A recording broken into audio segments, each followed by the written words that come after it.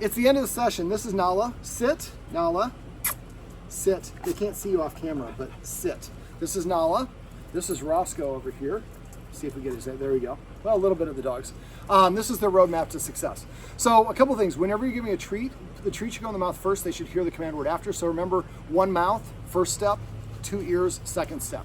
So sit, sit.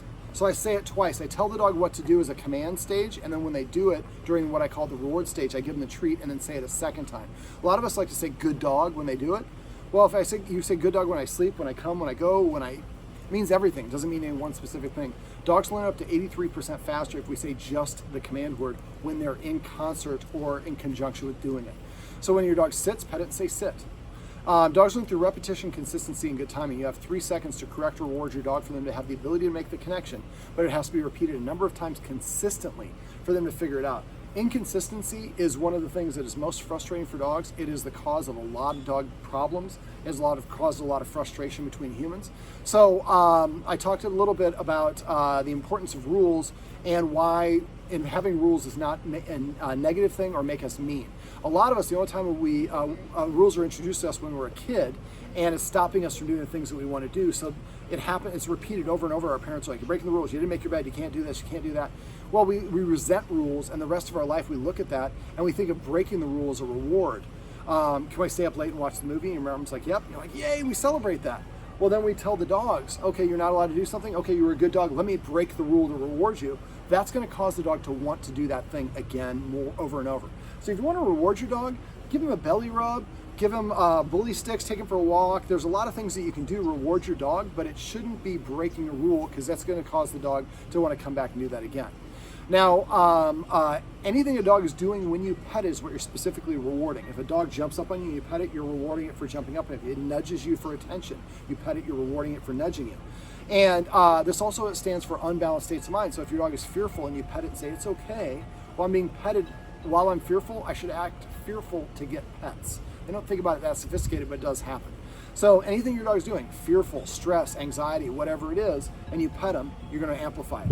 So if the dogs are nervous, you can lay your hand on them, and they do associate that touch with affection, but as soon as you start petting or scratching, you're going to make it worse.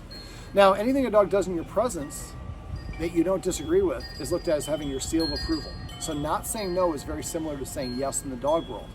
And the problem with that is good attention and bad attention for dogs is pretty much the same thing. So a lot of us, yeah, they're both right here. A lot of us only give our dogs attention when they're doing the wrong thing. We correct them for doing this. And for dogs, since good attention, bad attention is the same thing, that's a reward. But we're like, but I'm telling you not to do it. Dog's like, but I'm getting your attention. So these dogs think they're contribute by being guard dogs. We'll talk about that in a minute. Yes, I know. Okay, so let me see, what else? The more you say it, the less you mean it. So if you repeat a command over and over, you're actually training your dog, it's okay not to follow my command.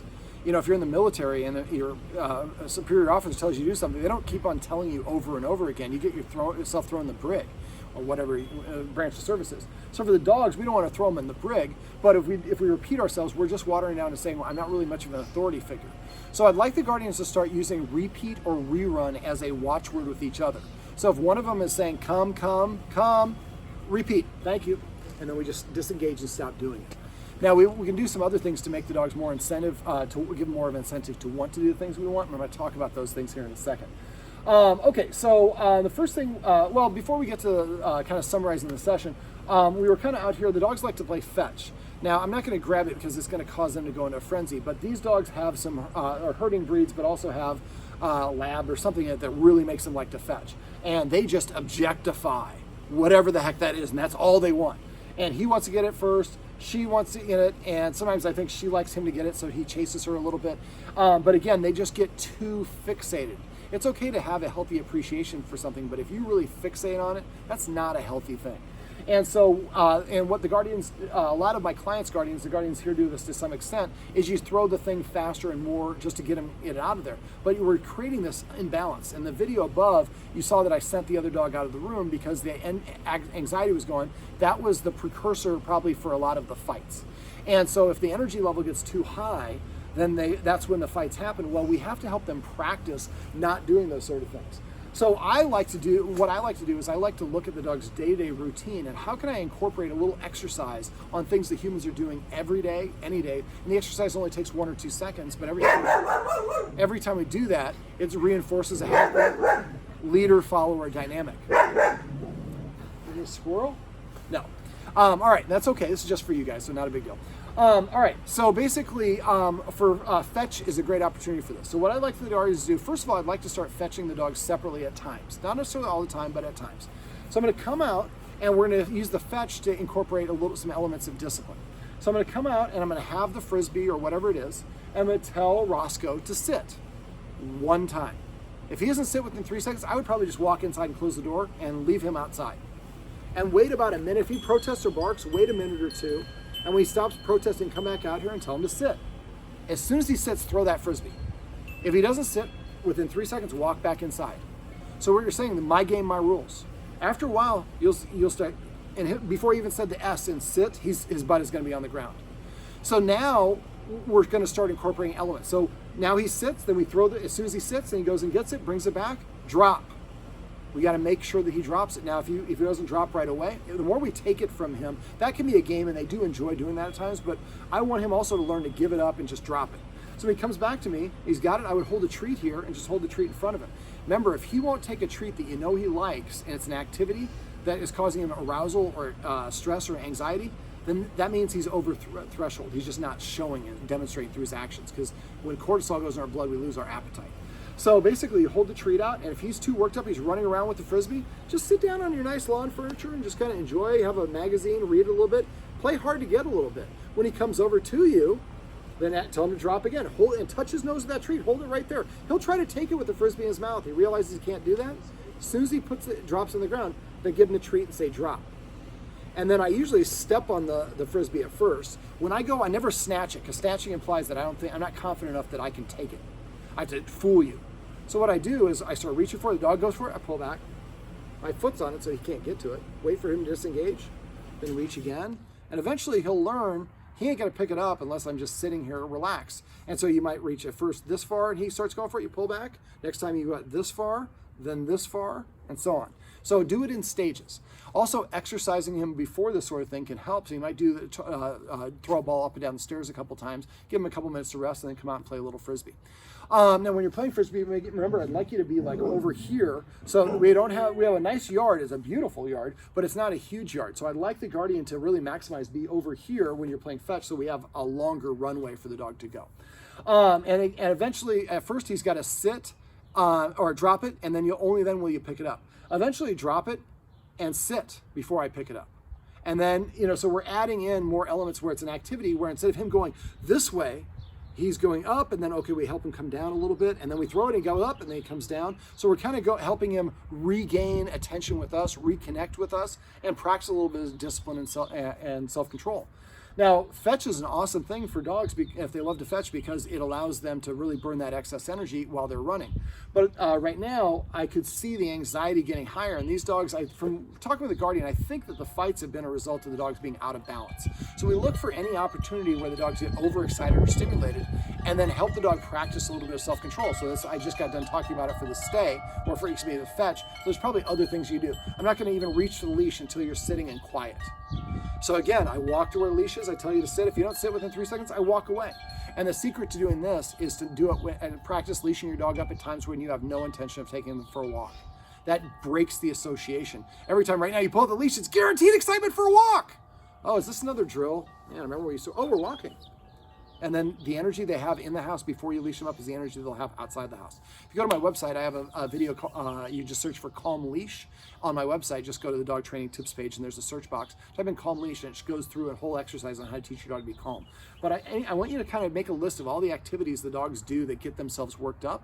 And then how can I break that into a structured exercise where I can help them practice one step over and over and over again. And only when they do separately, don't do both dogs together, only the dog is doing the step that I want over and over consistently, only then do I go to step 2. And I practice that one over and over again. And then 3, 4, 5. And once I've done all the steps in the easiest version of it possible, then I can start bringing, all the steps together, the easiest version possible, and then gradually raising the criteria, and do it with both dogs separately until they're both calm and enjoying the activity, but not a balance, Then we bring them both together. Now they've both been taught how we want them to behave, and it should be easy for them to do it. But again, we go to that lower level of intensity. Always lower the level of intensity. The way I do that is I decrease the volume, the speed, or increase the distance. Okay, exercises, they're 9 years old, but they still have some energy, so they need some exercise. So fetch is a great way to do it. Remember, anytime you exercise, make sure they have an empty stomach. It should be at least 90 minutes after they eat before they exercise, otherwise it can flip their stomach and can be fatal. The fetch and count each dog's fetch when they're hungry and they really want to do it and they're separate. Keep throwing that and we want to figure out each dog's maximum number for all these activities, fetch and whatnot. So once you know the maximum number, we're going to exercise about 50 to 75% of the number. But we don't know exactly how much. We're going to play around with those values, and those values might also change based on the activity that's coming next. If they're really excited to, we're going to have guests come over. Well, we might need 35 fetches for her, and he might need 45. And if we're just trying to get the dogs to do the leave it exercise or the stay out of the kitchen that we did, maybe they only need 15 and 20. Or whatever the case may be. So we want to play around with those elements so we figure out how we can set the dog up for success. Now another one we could do is a doggy stairmaster. The guardians here could probably get away with throwing a ball up and down the stairs. I usually start off with treats, and so I throw the treat when they go to the bottom of the stairs, lick it up. I usually say Jamaica or Mexico, that means go downstairs. Then I show them I have another treat. They run up the top of the stairs. I give them another one, call it Canada or Mexico or Denver. And so now I have a command word that means go down the stairs, a command word that means go up the stairs. And so the number of up downs in the stairs is going to be, I count each down up as one repetition, but again, that might be a different number than the number of fetches. So again, max them out with an empty stomach the first time you do it, do them separately, and then play around with those elements so you find out how much exercise they need to set them up for success, like before you do dinner or things along those lines. Now, let me see, what else? Yes, I know. Now the dogs are... The dogs do, Roscoe, P. Coltrane, likes to steal all of Nala's toys, and has created some issues. So one of the things I'd like the dogs to do is, I think the more that we practice self-restraint and self-control, like what we did in the kitchen, the more we do that, the more the dog's going to not get so out of balance. That's okay, don't worry about it. It's just for you guys. I'm stretching. Oh, okay. There's a squirrel. So basically, the more that we help them practice a little self-control through the fetch exercise like I talked earlier, the better equipped they are going to be to not bark when they hear a sound or things like that. Now that, I think, is a little bit of cortisol in their blood, and I'll talk about that hopefully if I don't forget in a minute. Come. That's passive training. We're not quite at that point yet. Okay, so let me see. What else did I want to talk about? Your barking threw me off, buddy. Come. It'll come back to me. All right, so for toys. So it did come back to me. You should never say you can't remember. That tells your brain to stop looking. If you say it'll come back to me, your brain will keep looking and it'll come back to you. So basically, since he likes to steal all the toys, we want to create a situation where they can practice being together where he can't get to her toy. And so you could theoretically do it outside. Your fence looks pretty stable. So you take a leash, run it around one of the bottom posts of the fence, run it through the handle, attach it to his leash, and then give her something. So she can have a bully stick or a bone or whatever it is, and he can't get to her. Now this is, again, another activity that I might exercise the dogs before we do this, just give them that 10 minutes to recover. What we want them to do is want them to be in the room together where he can't get to her things. Now the best way to do this would be to have them in the room, maybe have her in the living room area in your living room, and where I was blocking what I was talking about in the video above, Roscoe has to stay out of there and she's in there, or Roscoe has to stay in there and she's out of there. And they both have high value, or not high value, any sort of item that they like. We want them to practice being together without him being able to steal her stuff. Remember, if he goes and steals her stuff and the guardians don't disagree, that's their way of saying, I'm cool with that. And this has been going on for quite a while, so it's going to be a bit of a challenge, but he responded very quickly to the exercise we did in the kitchen, so I'm thinking the same sort of thing is going to apply there. Now, again, if you can't supervise and watch them, that's where we use the leashes. Another thing you do is maybe get an X pen and maybe put her in the X pen with a bully stick or whatever it is, and then he's outside the X pen, so the gate prevents him from being able to steal her stuff. Great passive training going on right over there. So we'd like him to kind of practice this, and remember, it takes 66 days to form a behavior pattern or a habit, so it'll take about 2.5 to 3 months before he gets in a habit of doing that. When he goes back to the old way, don't say he's being a jerk or anything like that. Just recognize he just needs more practice at the old way. And eventually he'll learn when she's got something, I'm not allowed to be near her. That would be a rule, like we talked about, is when Nala has a new toy, I'm not allowed to be there. Right now all the toys are put away because she destroys things, and because there's been some possessiveness. But if you have dogs that are under exercise and they get a lot of frustration out by chewing, and now I can't do that, and I tell my humans when to pet me, and I don't have any rules, that's kind of a recipe for disaster. You can get away with that with one dog. You have two dogs, it's harder. You have two sibling dogs. I'm really surprised I wasn't out here a couple of years ago. They're 9 years old. This is usually know about you. There we go. They didn't know about me. So the great thing about dogs, they live in the now. Even if we've been doing it the wrong way or the way that we don't want for a while, as long as we are consistent about the new way, dogs get it pretty quickly. Thank KETV and their commercial about it was a thing you had in the park last year. Oh, okay. So my friends at KETV, I worked with Ariel Roblin, who's the president of KETV years ago.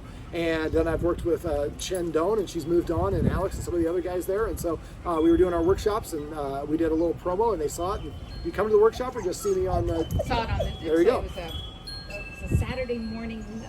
Yep. We were doing some... So if you have any friends who have dogs with problems, make sure you speak up. Give them one of the cards I'm about to give you when I get done with this video. Okay. And that way you can help spread the word.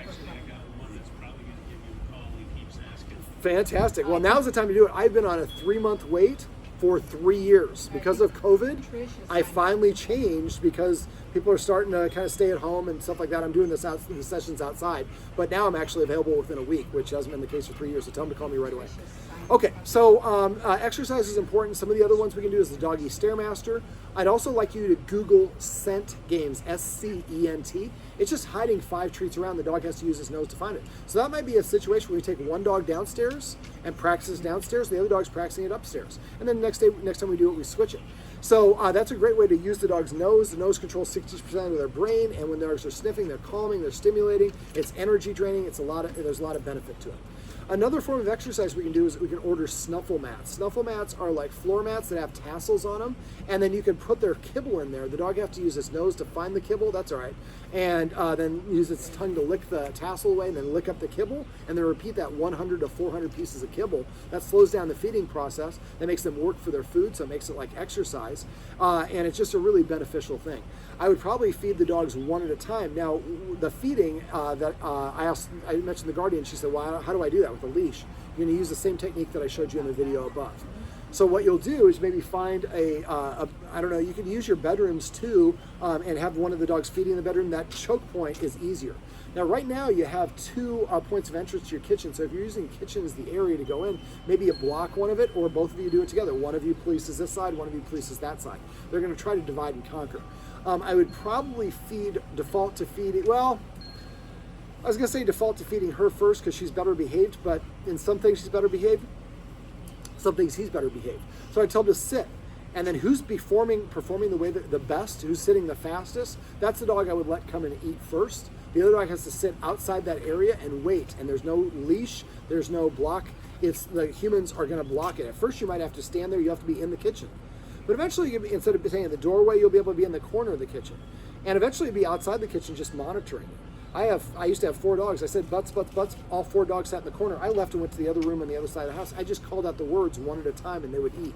I'd like you to use passive training for each dog and give each dog a unique command word to eat. So the way you do that is when Nala takes her first bite of food for 4 months, you say, meatball.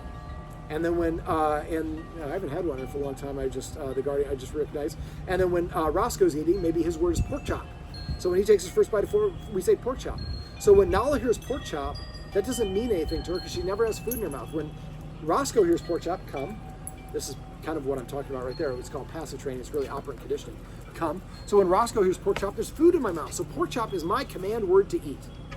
Okay, so exercise is really important. Again, it's best done every 2 to 4 hours. If the dogs are naughty, ask yourself how long it's been since they've had exercise. If there is a fight, after you separate them, I want you to sit down and write down the time, the date, where it was, and it got into a fight, what was going on right before it. Because the fight that we always had in there was because of her being anxious and him not liking that anxiety and causing that fight.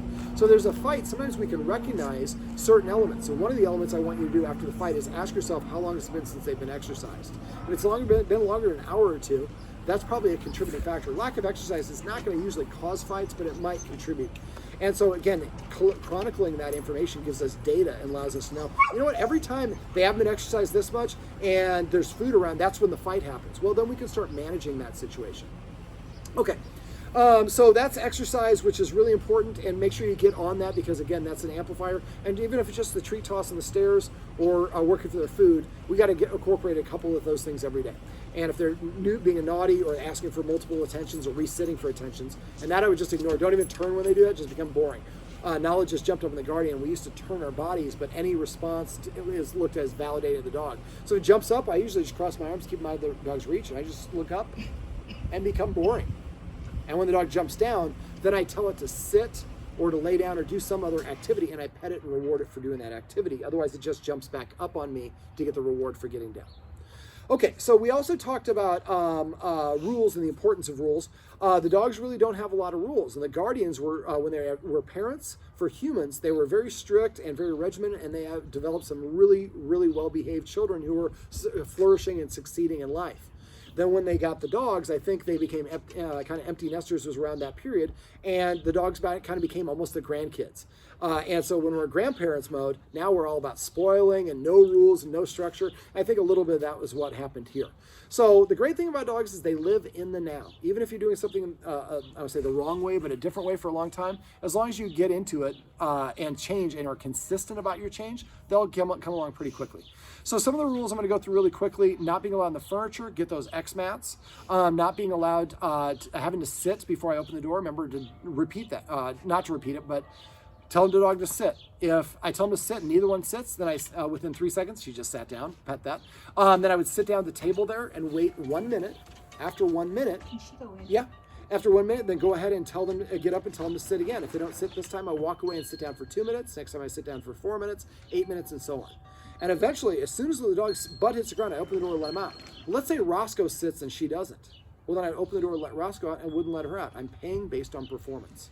Eventually, dogs will sit at the door asking to come out. I would do this at every other door in your house. If you're in the bedroom and the door is closed, sit. If they don't sit down on the bed yourself, pull out your phone, read a couple emails.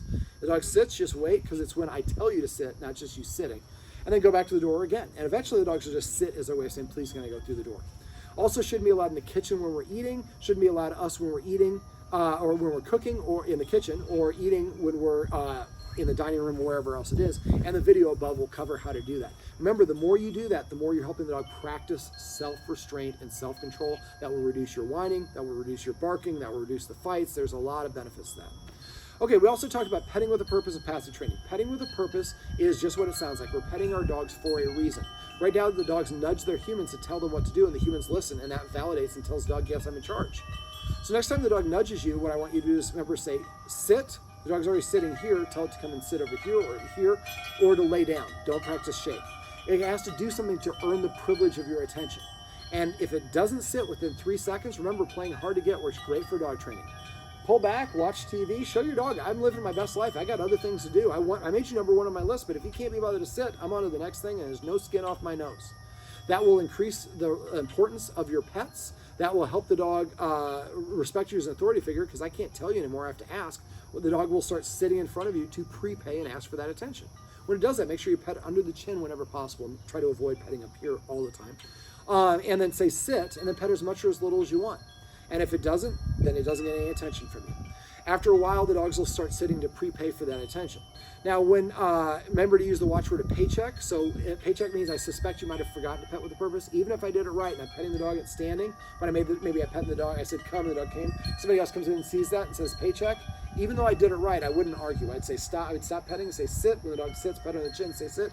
Actually, I asked the dog to come to me before he came in the room, and you missed it. But thank you, because I do forget to pet without a purpose. We also went over passive training. Passive training is celebrating the things the dog does that we like. I asked the Guardians at one point what the dogs could do to make them happy, and the Guardians struggled to come up with things that dogs could do. And a lot of dogs decide, well, I'm going to be becoming the guard dog or protective or possessive of you, or I'm going to leave you dead animals. And so the more that we give the dogs a job or tell them the things that they can do that get our attention, the more they will emulate those particular behaviors. This isn't necessarily a job, but just saying please or thank you is kind of how you can think about it. So every time the dog comes to you, pet it and say come. Every time it sits, pet it and say sit. Every time it lays down, the Guardians, I think in this house, say lay or lie. Either or. Try to pick one. And remember, make that list of command words and say vocabulary if you're using different versions of the words. And I use celebrate for this expression as well. So if the dog walked up to me and I missed it, they say celebrate. I look at the dog and I start petting it.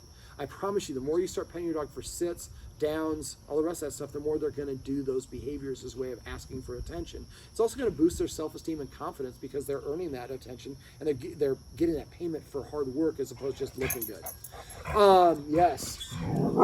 Remember for him, green beans when you're feeding him, I would probably give him like about 6 to 10 green beans per meal.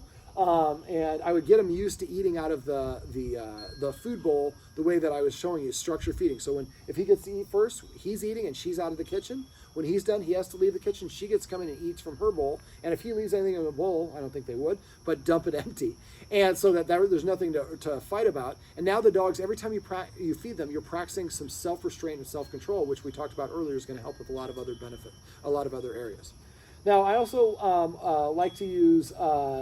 make sure that you're saying the command word consistently. A lot of times you say sit, sit. They hear inflection, so be consistent. However you say it is fine. Just make sure you say it consistently. Let me see, what else? We went over the escalating consequences. I'm not going to go over those here. I talk about it a little bit in that video above. But remember, there's 4 of them. If you get what those are, make sure you message me. If I don't hear from you, I assume everything's going great. Trying to think if there's anything else you want me to go over. Make sure you're eating something before you feed the dogs. All you have to do is eat 5 bites of a chip or a cracker, then give them permission to eat. If they don't eat, they walk away from the bowl. Don't beg. After a minute of asking, I might ask 3 or 4 times in the course of a minute. If they don't, then I pick it up, dump the bowl empty, put the empty bowl back down. It's important to put the empty bowl back down on the ground so they recognize every time they walk by, they see it's empty. And that way there's food in it. It's a special, rare occasion. All right, Roscoe.